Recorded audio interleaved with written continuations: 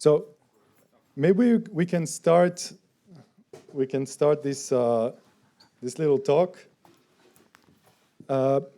with this kind of elephant in the room. You suggested it. The fact that we need to trust the words of the practitioners in this space, because now everything is under wraps, and so you come with such and such is built on so and so technology, and I've heard this guy and that guy.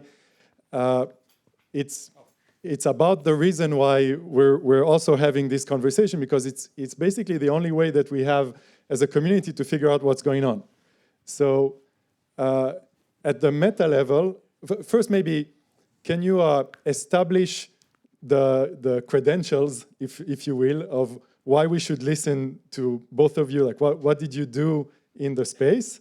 I know that everybody, when they start talking about these topics, they immediately go, listen, I'm not a physicist, I'm not an expert, I'm not everything, but you guys spent a lot of time in this space, so please allow us first to understand like how much weight to assign to what you're saying, because I think it's a core part of understanding.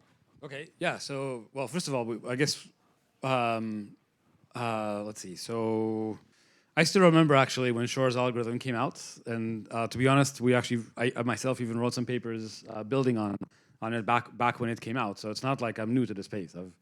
I've been following the space for quite a while. For a long time, I have to say, the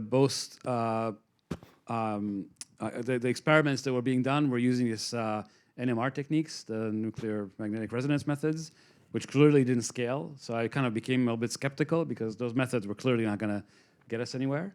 And I have to say, I kind of, when superconducting qubits came out, I got a little worried, but still it seemed like that they're going to be quite difficult to scale. So the issue is, again, can you run the entire algorithm in one unit? And with superconducting qubits, it's pretty clear you can't do it in one unit. You have to kind of figure out how to get multiple units to work together, which is a whole other technology that needs to be developed. When the neutral atom methods came out, I first heard about them in about 2022, where the kind of these experiments started coming out. That was actually quite worrisome. And the new result from Atomic, I think this is maybe Justin. I'll just kind of repeat what Justin said here. It's the number they're claiming is basically 26,000 qubits in 10 days. So 26,000 is really important here, because we're basically at the point where we can already build 100,000 traps using one laser, yeah? And so really with one unit, it's kind of important that 26,000 is less than 100,000, yeah? You can build with one unit, basically, you can have enough traps to actually do the entire algorithm. It would take 10 days, and we can talk about some of the physical challenges that they still have to overcome. So I'm quite pessimistic about 2029. Are these machines available to the general public for testing? Or? Good. But let me just finish. I'll just say to answer your first question. So over the last couple of months, both Justin and I have been talking to a lot of the physics teams who are building who are doing these experiments. The papers are out there, so you can actually go read the papers. One of the papers that I really like is a paper that just appeared last November. It's an experiment from Dolev, who was at Harvard at the time. He's the founder of Atomic. I think it's kind of important for people to understand. He did an experiment with 448 qubits, where he literally demonstrated all the steps of a quantum computer. Yeah, so he demonstrated quantum computing, error correction on those 448 qubits. He demonstrated 27 gates, so you could actually run 27 gates, quantum error corrected. And then the last thing that needs to be done, which we can talk about, is this magic state distillation, which is a fairly complicated thing that he also was able to demonstrate to work. So really he really showed that all the steps actually work. Now it's just a matter of scaling it up to 26,000 qubits and have it run for 10 days. The other thing that's really important to say is also a paper from last November showed that he was able to build quantum memory, just keep the state stable for 2 hours. Before, we were measuring these things in microseconds. Now he got it to be stable for 2 hours. And Adam and other physicists, they all say, once you get it stable for 2 hours, going to 10 days is not that much harder. Yeah. So it's like all the pieces are coming together. And we're not talking about things that happened a decade ago. We're talking about papers from last November. Yeah, November 2025. So there's been like a shift in the physics experiments that kind of make all of us and all of you should be quite nervous about how quickly things are changing. So it's not like we couldn't give this talk 5 years ago. Yeah, just things haven't happened then.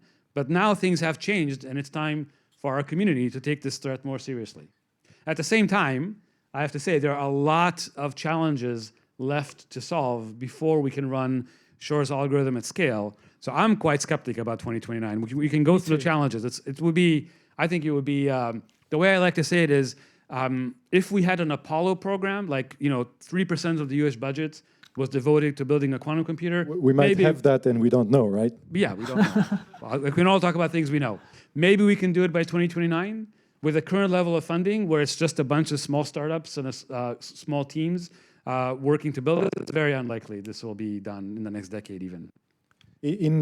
Justin, in what you presented, you gave a left side, which was the software, and the right side, which was the hardware. It seems like gravitating the talks around the hardware, this is the things that we can verify those papers, try to reproduce, go and collect the results outside. But then the other side, the cryptographic advancements, those are the sides that we're going to be kind of relying on these conversations. So maybe again, what brought you to get into this space deeper and look at those lasers and get excited about it? Yeah, I mean, unlike Dan, I have no credentials in this space for the quantum computing specifically. I was invited by the Google folks just to review, the Ethereum section or whatever, and I just took the opportunity to learn more, and I was like totally nerd sniped. And especially after the Atomic paper, I've pretty much done nothing other than like learn about neutral atoms. So, I spent hundreds of hours in the last 5 weeks just learning about neutral atoms. And I think I've watched like most of the YouTube videos. That's how I learn a lot. Like I just it's like Bitcoin in 2012. You could still wrap your head around what's going on in the space, right? And you get to know the people because there's not that many people who make the presentations. And I'm starting to build a network of Telegram contacts and whatnot, and it's and the way that I roll here is like purely based on intuition. So I'm like an LLM, like ingesting all of this data and then kind of giving like reasonable kind of outputs, but not having like a deep understanding of what's going on. All right. So this is an important point. So many of the things that you described, like we said, we can go back to the papers and see them. So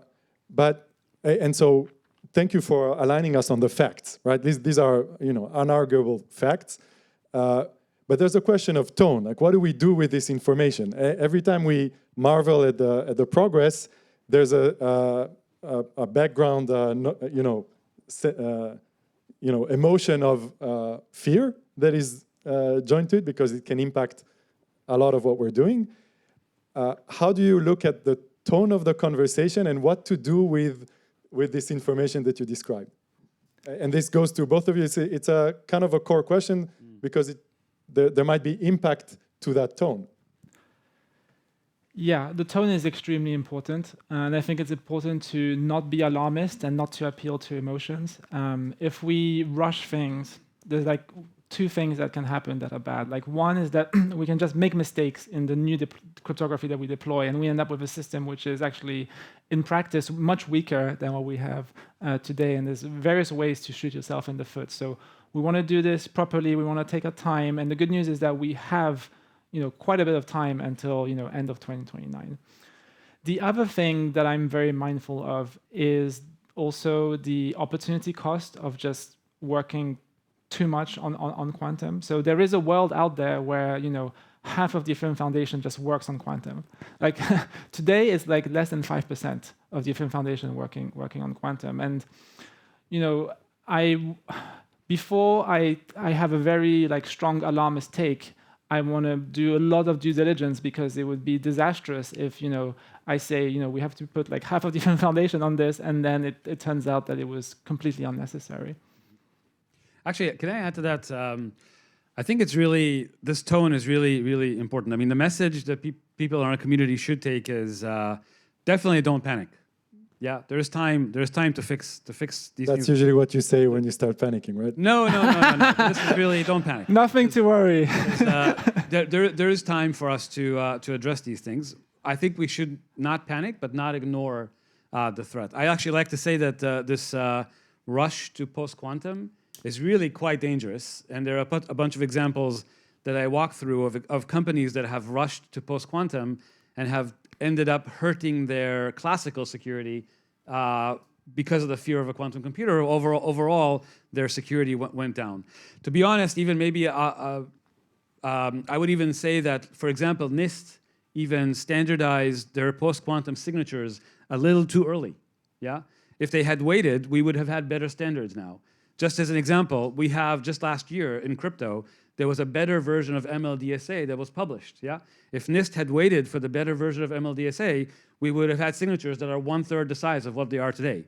Yeah, so that's an example of the cost to rushing to post. So we're specifically in ZK Proof in a standardization conference.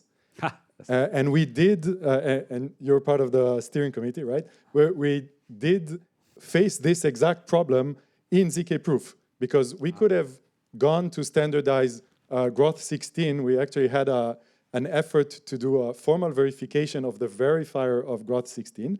And we realized that part of the reason why there's no real strong traction in the industry to standardize the current best practice, right? Even the paper that was published was in the end proven using Groth 16 at the end. This led to not having a standard with the current classical tools. So in a way, even the looming question of how fast quantum is arriving is affecting all of us right now with the current classical tools. And it poses the question of how do you standardize with this cloud over the head? Do you have thoughts on that? And it's very difficult, and there is value to kind of trying to put things out early. So one piece of valuable input is, we have hundreds of cryptanalysts that are looking at like all of these post-quantum schemes in the second round of the NIST, and it's very good because we learn about breaks with whatever, like all sorts of exotic schemes, and that's very useful information. And also even like the assumptions that we think are pretty strong, like lattices, it's good to have experts look at this more seriously. On standardization specifically, I have this like optimistic project called SHA-4. So the idea here is to try and get NIST to run another competition for hash functions, specifically for algebraic hash functions that are ZK friendly. And interestingly, they invited me to give a talk just a few weeks ago. And the reason they invited me to give a talk is because there was this presidential action kind of encouraging various branches of government to play nice with crypto. So we have a unique opportunity here to engage with NIST, but unfortunately, more likely than not, it would take years for this SHA-4 competition to even start. Yeah, actually, can I add to that? So I actually really like the stance of the Ethereum Foundation on this question, which is that for any system that they deploy pre-quantum, they, at least in their pocket, they have to have a post-quantum version of it, which is, I think, a really nice stance, so that you can switch if you have to. So what's the post-quantum version of Groth 16 that's in the pocket? Yeah, so it's the hash-based systems. And so we have proximity gaps that we need to solve there? Well, I mean, that's just an optimization. You can either choose to take the optimization or not. So do we consider, this is an important question, do we consider that we have in our pocket a form of efficient zero-knowledge proof based on the hashes that we could switch to? Yeah. So I would say when it comes to the standardization effort, you should standardize the most efficient scheme, which is probably pre-quantum, but you should also standardize a post-quantum system so that you can switch. So you have a standard ready to switch if Q-Day happens on 2029. So hopefully that's where things will go. And even within the hash-based SNOCs, we can have agility. So we can switch from one hash function to another. And this is what we're doing actually with XMSS signatures. So we're inviting the validators to register 3 different pub keys with 3 different hashes. And if Poseidon breaks for whatever reason, we can move to Blake or another one. Of course, there are costs to moving to something like Blake because you have much less efficiency, and so it would mean you would have to do the signature aggregation on a GPU as opposed to a CPU. But it's much better to pay that cost than it is to have the whole thing crumble. Can I actually make one more point about the zero knowledge question? So as you know, the Google paper published a zero knowledge proof of the existence of a circuit. I keep saying this, I would view this as like a challenge for the community. So I actually wish they had published the paper in the clear. I believe in open research. I don't believe in keeping knowledge not public. I want, the Oratomic and Google, these are all efforts that are happening in California. I want Quantum Silicon Valley to happen in California. If we keep it not public, it might happen somewhere else. And so this is a challenge to all of you. Please figure out the circuit. Yeah, literally you can download the KickMix quantum emulator. The KickMix emulator, it had the documentation page is pretty short.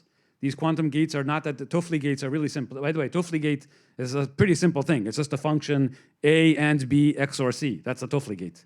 Yeah, so the question is just, can you implement elliptic curve addition using a small number of Toffoli gates? That's like a question that all of you can pose to Claude and work on yourself. Yeah.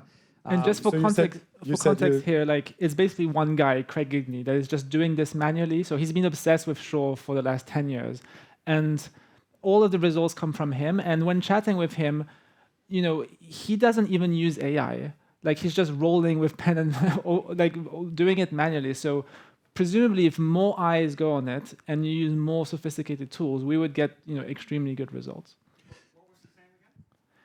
Craig Gidney.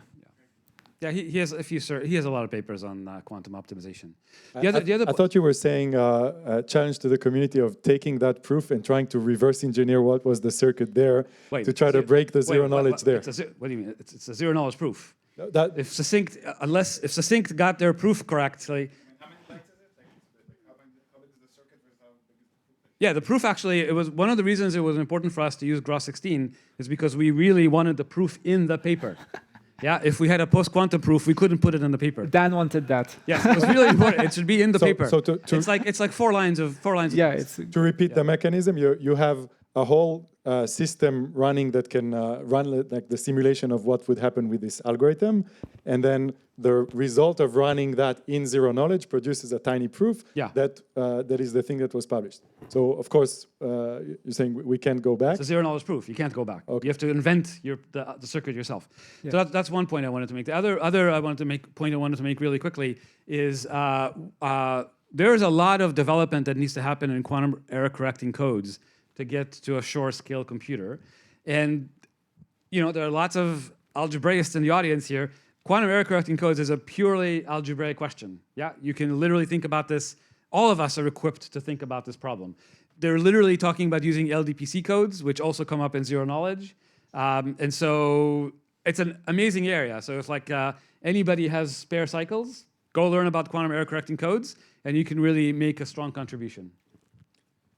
Let's talk about the lattices part of the design space. Do you believe that the progress that you just described, that we managed to have shorter signatures, is this going to stop, or do you expect more progress there? Me? Oh, I see. Yes, I would. Okay, so let's see. So more. You gave a lattice talk on less ZK proof, and you're quite in that space, right? Right. So you're asking, are we going to have better post-quantum signatures? That's really what you're asking? Yes. Yes, the answer to that, of course, we're going to have. Things only get better; they never get worse. Well, actually, they could get worse. Yeah, but in this space, they generally get better. So yeah, so we will have better signature schemes. There's no theorem that says that we can't have a post-quantum signature that's under 200 bytes long. Yeah, so presumably we will get there. So let's see. So I think you were asking also if we should standardize the lattice methods. Or? That's the implication. Like, what is the pace at which we need to look at what we have, get that, implement it, and stop and standardize, versus waiting a little bit more, testing a bit more maybe, or optimizing a bit more? Yeah, look, I think the answer there is need to, honestly, we can't have a standard that's just frozen in time and doesn't update. So the standards process itself has to be rolling forward. And NIST actually understands this. They know this quite well. In fact, they have what is it called? The additional signatures competition that's currently in its round 2. So hopefully it'll conclude at some point. What is addition signature? It's the ability to add more signature schemes. Yeah. And so the fact that they froze MLDSA and Falcon, they kind of see the problem with this. I think they're worried about the length of the signatures, and B, they're also worried about the fact that we're putting all our eggs in the lattice basket. And so they want to diversify both the assumptions and get better signatures. What are the other baskets? Oh, there are many other baskets, right? There's the MPC in the head methods, there are the multiple polynomial methods, there are coding methods. There are many trains to do different post-quantum, the isogeny methods. There are many trains to do different post-quantum signatures. And we just need to make sure that the standard is updated over time. You know, I have to say it's a little disheartening when you talk to folks in industry. Everybody seems to be standardizing on MLDSA, yeah? Even though we already have better signature schemes. It's the addition of 2 signals, right? Worry, and this is the standard. Like, that's the logical step, right? Worry, so moving you to change what is currently available as a standard. This is there any other outcome? Well, as I'm saying, we already have better things than what's in the standard. So that's one thing to consider. The other thing to consider that comes up often is I think also even the EF is nervous about deploying lattice-based signatures because who knows, maybe lattice-based signatures are not as secure as we think. There's this fear of a classical attack, say, on lattice-based signatures. Probably, I would be fairly confident about the classical security, but there's still a justifiable fear about the classic security of these signatures. But the answer to that is fairly simple, which is just do what the web did for encryption, and that is let's use hybrid signatures, right? So when MLDSA signatures are so big that adding an ECDSA signature to it is like taking a bus and adding a football to it. It's not that much longer, yeah? And so the minute you do that, there is no classical attack on your, or at least if there was a classical attack on that, there will be a classical attack on blockchains today. So at least we're taking the classical threat off the table. And then the only thing to worry about is our lattice-based signature is quantum secure. Yeah, and that is... There was a scare around a paper that went around, and then we understood that probably the results don't hold, right? Yeah. Did that path open up doubt, or was that doubt shut down? Do you remember the researcher and the names? I remember the paper, but it was basically shut down. There was... Yeah, this is a Eli's paper. That was an interesting attempt. I would encourage more people to look at the problem because we need more people to study the problem. But as far our present state of knowledge is that lattice signatures are perfectly fine in a post-quantum world. That could change tomorrow, but that's our present state of knowledge. Awesome. All right, let's open up to questions from the audience. I'll get back to there just in a moment. Everyone else first. All right. Ariel, and then... Okay, this is a suggestion, but yeah, I'm happy to... I think we should what's the word in I forgot the word in English, but a petition. I think we should sort of demand some demonstration of Shor on whatever, a larger than 0-bit elliptic curve before we do these migrations. I think this will be a win-win because I think, human nature, we don't do good work when we're held to low standards.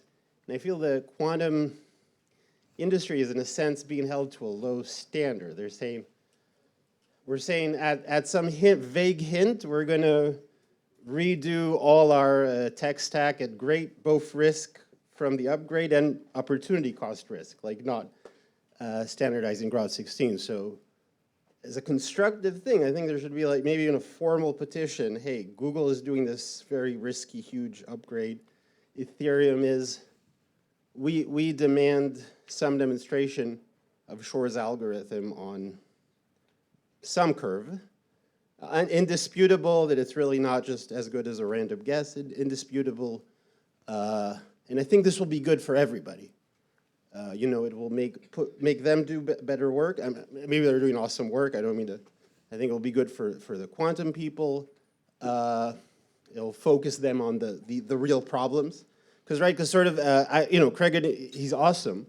I chat with him on Twitter, but it's sort of like the analogy I have in my head is like, it's papers on, like, once you have a time machine that goes 1 second in time, given that time machine, I can make a time machine that goes 5 years back in time, 60 years back in time. And now we have to start worrying about time-traveling Nazis helping Hitler win the war. That's the analogy I have. It's great, but right, the big question is, like, can we do it at all?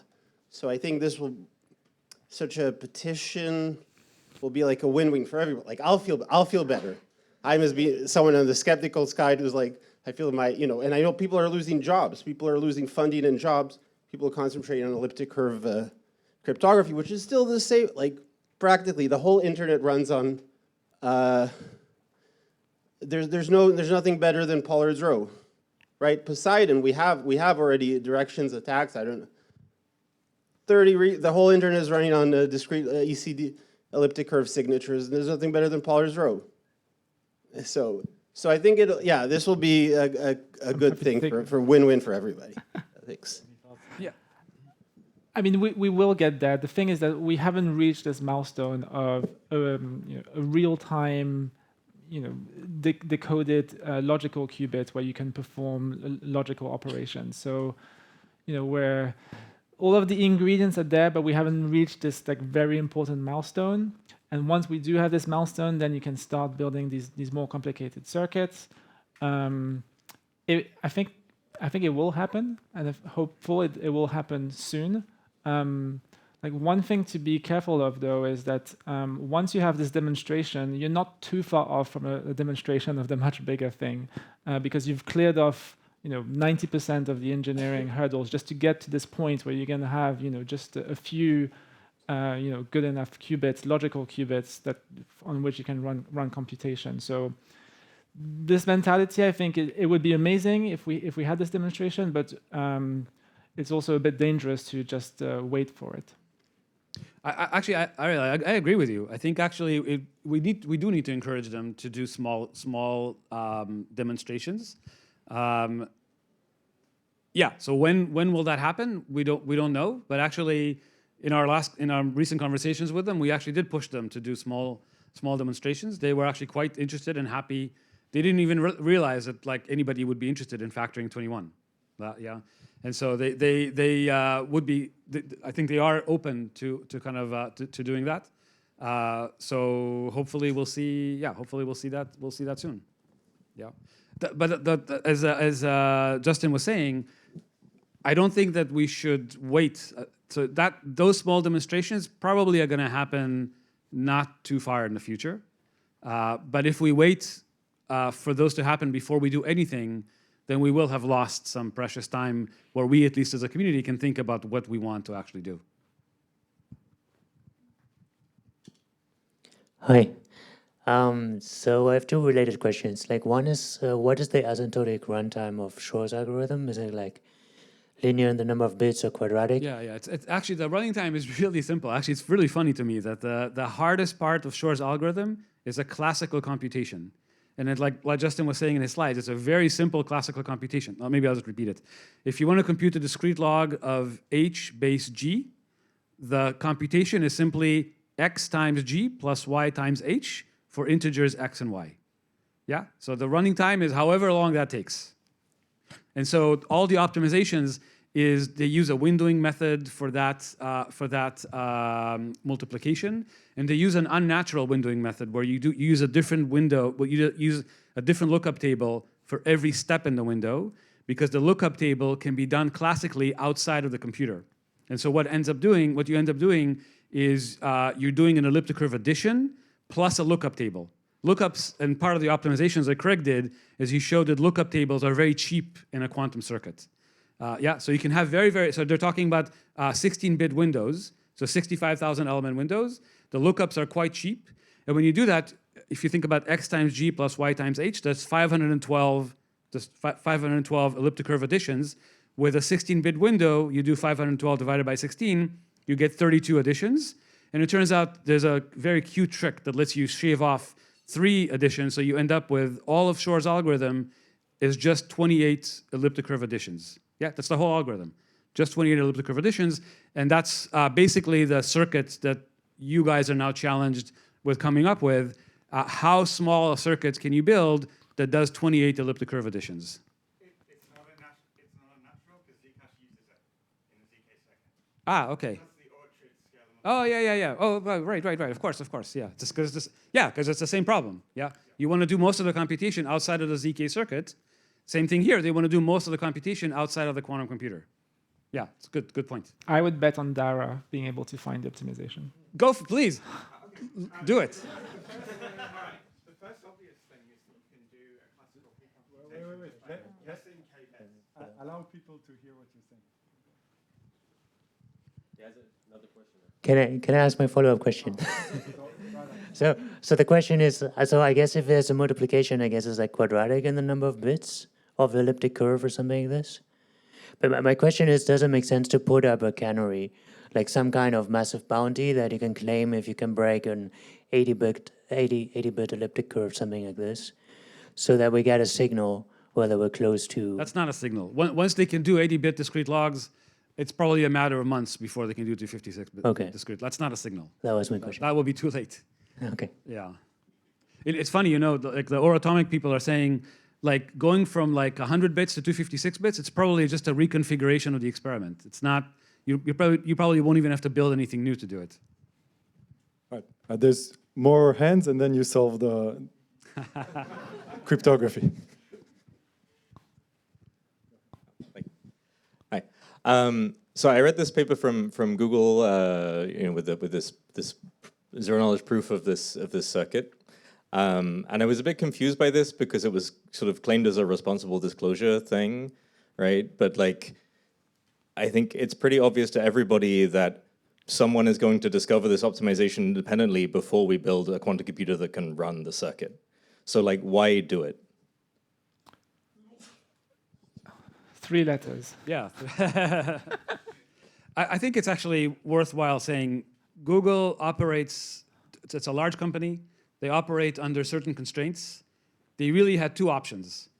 They could make this advance and simply say nothing to the world about making that advance, or they could make the advance and prove it in zero knowledge. Those are the only 2 options they had. Yeah, that's the world we live in. And what they're telling you, what they're telling all of us, is that for future advances, they might not even do the zero knowledge proof. Yeah, so it's quite possible, I think quite sad, but possible, that 5 years will go by, you will hear of no progress, but progress will have been made. But that's the less progress we need, right? What they presented is okay. The algorithms are realistically realizable by once the physics catches up. No, there's still algorithmic. Like we still need to develop better quantum error correcting codes. QEC, there's a lot of work to be done on a QEC, and it's, again, I hope not. I think it would be really sad, but there could be advances in QEC that we just won't hear about. I hope not. But Hi. So let's say that we meet the 2029 deadline, or maybe sometime later, quantum computers are deployed in practice. But I just want to ask a futuristic question, which is like, let's say that some companies or countries achieve a certain level of quantum readiness, which other countries or companies don't achieve. So in that scenario, what role do you think will regulation play, if at all any? And can you comment about, like, will there be any, do you speculate any checks and balances on, like, what kind of quantum attack is permitted in a legal way, and so on? So if there was like one government to keep in mind, it's probably China. And in China, they do things very differently to the US. There's more of a centralized research effort, and there's not as much transparency. And when you talk to the Google guys, they tell you they publish the similar papers with 6-month latency relative to their papers. But yeah, it's possible that the U.S. government is just marching along very fast, and sorry, the Chinese government is marching along, and we don't know about it. In terms of regulation, like there is this one NIST date, 2035, and I believe the way it's framed is that the branches of the U.S. government have to update their cryptography by 2035, and as I understand, what's happening is that a lot of people are just anchoring to this date, and it seems like this date is just a bad date. It was just badly chosen. And I heard, the other day where the story behind this date, and it didn't give me much confidence. So what I think might happen actually is that this date will be revised, and there's potentially efforts happening to talk to NIST and convince them to change the date. So if you today are anchoring on this 2035 date, I urge you to just forget about it. What's the date again? 2035. So a follow-up on this. So maybe we are moving towards a multipolar world, or just a bit tangential. But in that case, do you also speculate that there will be some sort of a DAO or something about the governance of quantum rules or regulations in the world?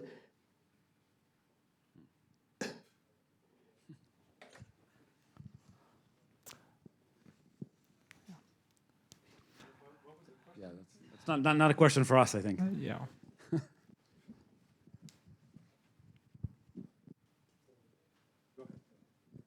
Thank you. Yeah, I have a question. Are the entities that are running on RSA on the same schedule as ECSA, or are they going a little slower? So the question, I didn't completely catch the question, but basically RSA is harder than, at least as we know today, given the best-in-class algorithms than discrete log. And like the way in which they're harder is that they just run, they take longer to run. So if indeed neutral atoms are gonna kind of win Q-Day, then we're looking at potentially a whole year to break one RSA key. So maybe we'll see like a super ultra high value key being broken, but we're probably not going to see widespread breakage of RSA, in the early 2030s. Maybe I can add to that in that the hardest part of factoring is computing the function g to the x mod n for g and for given a g and x, yeah, and well, because n is 2,000 bits, g to the x mod n is a lot harder to compute than the elliptic curve multiplication.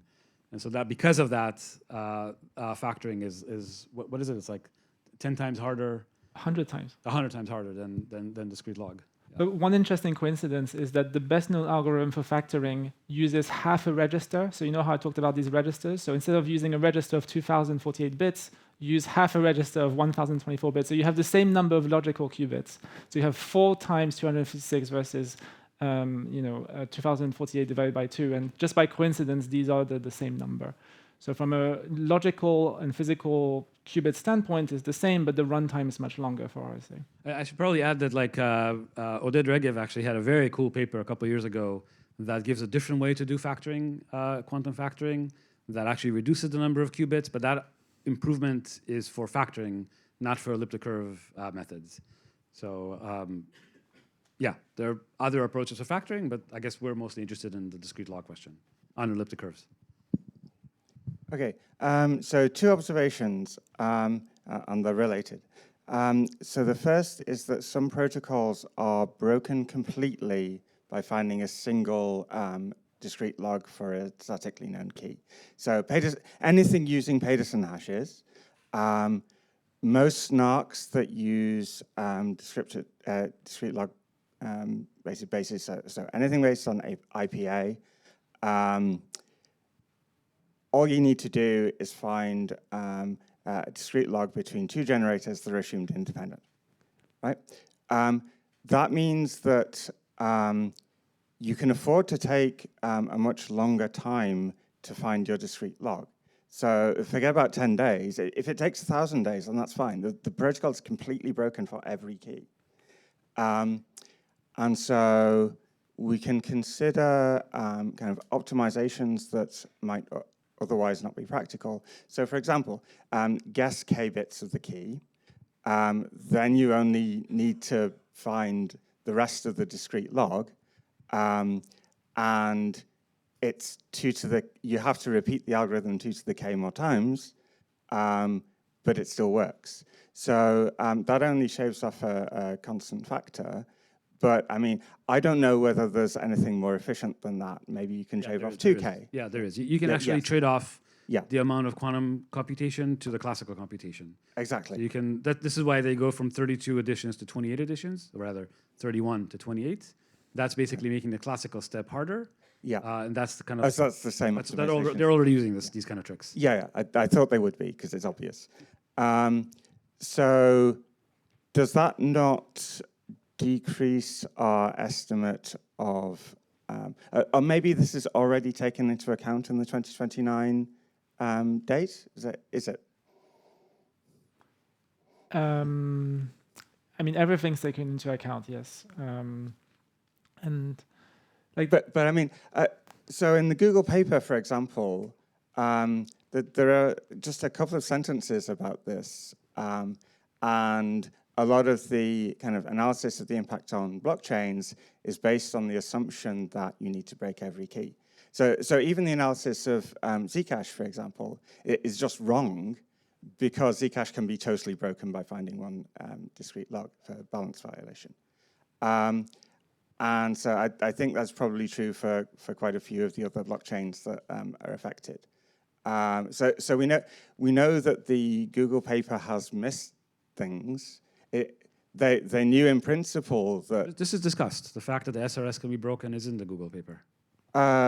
It's not in the specific analysis of Zcash. So they haven't kind of applied that conclusion to specific blockchains because, I mean, I guess they didn't know enough about the specific blockchains and what they depended on. By the way, I do want to clarify the 2029 date from Google and from Cloudflare. These are their targeted dates for the transition. Those security teams are not saying that by 2029 they'll have a working quantum computer. That date is probably too aggressive. We're not. So this is just a date to complete the transition. And same for Ethereum. Same for Ethereum. Yeah. Yeah. It's going to take a while. Okay, 2 more questions. Yeah. Sorry. Oh, yeah. I'm going to go the completely opposite way from this talk, not because I believe it, but just for fun. About 10 years ago, there was a paper, I think, in the RWC conference, which was about the 1 gigabyte RSA signatures.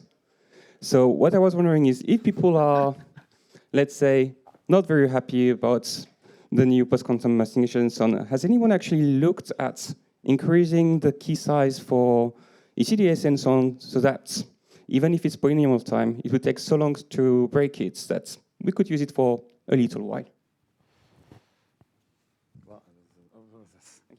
It's not a blockchain question. Well, no, I think it is.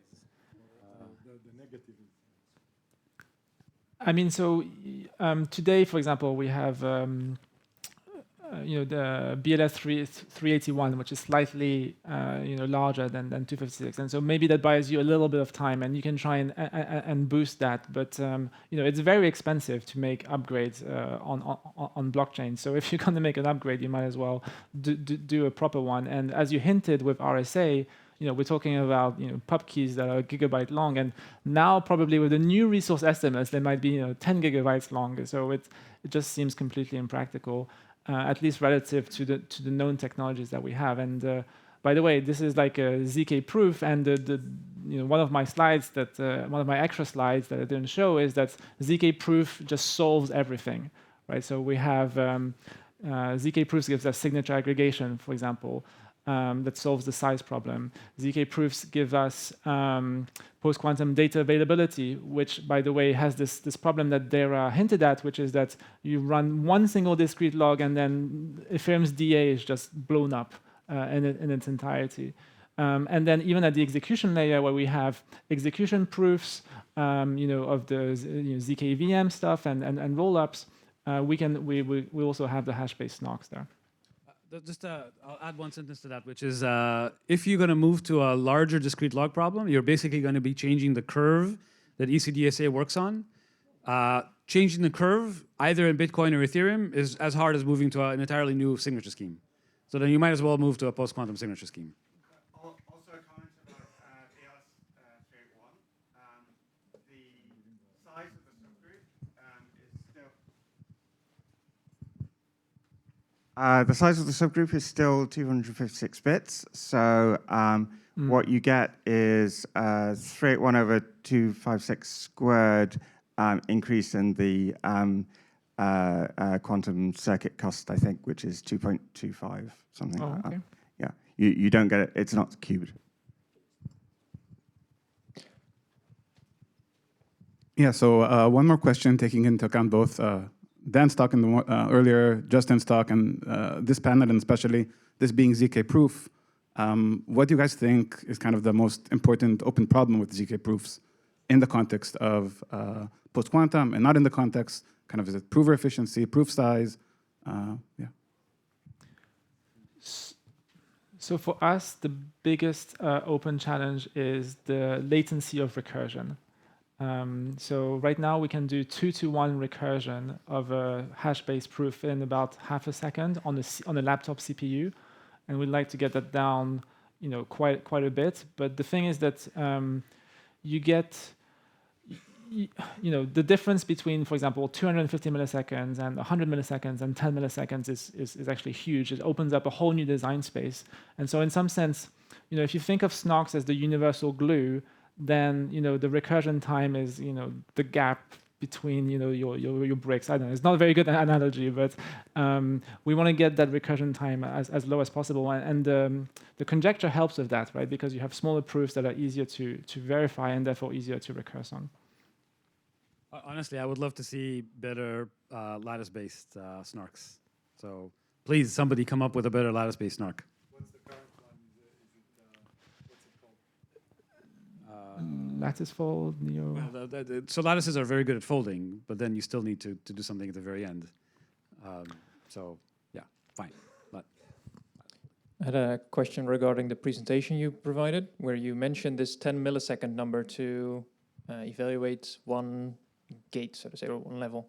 I was wondering, is there like a theoretical floor that indicates that it's 10 milliseconds, or is there also the ability to shrink that number and that way speed things up? Yeah, so the way the accounting works is a little complicated. So the minimum cycle time is going to be on the order of 1 millisecond, because that's the error correction cycle time. But then there's this other thing that Dan hinted at, which is the magic state distillation factories, whatever. And so here it's actually more of a throughput thing than a latency thing. So you can have these factories running in parallel, and the problem is that these factories consume a bunch of qubits. And so in order to not have too many qubits, you kind of limit yourself to the number of factories, and then that basically determines how fast you can produce these magic states. And it comes out at 10 milliseconds. But if you're willing to have way more logical qubits for these factories, then you can bring it down significantly, much closer to the error correction time, which is 1 millisecond. Okay, that was our last question and concludes this talk. So please join me to thank our speakers, Dan and Justin.